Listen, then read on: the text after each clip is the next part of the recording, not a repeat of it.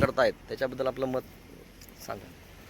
बँकेचे माननीय संचालक मंडळाने मागील वर्षीच प्रति कर्मचारी एक झाड लावण्याचं निश्चित केलं होतं, परंतु मागील सालामध्ये मे महिन्यात आलेल्या पावसामुळे हा प्रोग्राम करता आला नाही. त्या अनुषंगाने आम्ही ह्यावर्षी लवकरच सुरुवात करून प्रति कर्मचारी एक झाड लागवड आणि संगोपन असा कार्यक्रम आयोजित केलेला आहे. यामध्ये मुख्यतः जी देशी झाडं आहेत याचीच लागवड करत आहोत आम्ही.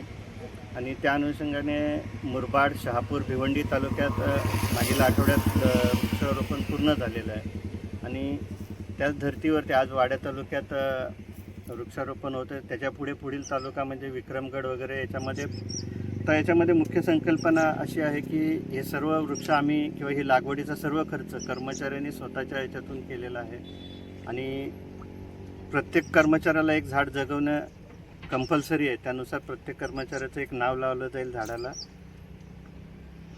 आणि याचे संगोपन आपण कसं करणार आहात? संगोपन त्या शाखेची स्टाफ येऊन करणार आहे दर आठवड्याला. आता पावसाळ्यात तर पाणी देण्याची गरज नाही लागणार, पण पुढे दर आठवड्याला किंवा दर 15 दिवसाला पाण्याची व्यवस्था आम्ही करणार आहोत. सर्वप्रथम आपणास नमस्कार. मी Pradeep Patil, deputy director Sanjay Gandhi national park. हा जो स्तुत्य आणि एक नाविन्यपूर्ण उपक्रम पालघर व ठाणे जिल्हा मध्यवर्ती सहकारी बँकेमार्फत सुरू केला आहे, त्याबाबत त्यांचे करावे तेवढे कौतुक कमी आहे. तसेच त्यांना या कार्यक्रमासाठी मी शुभेच्छा देतो.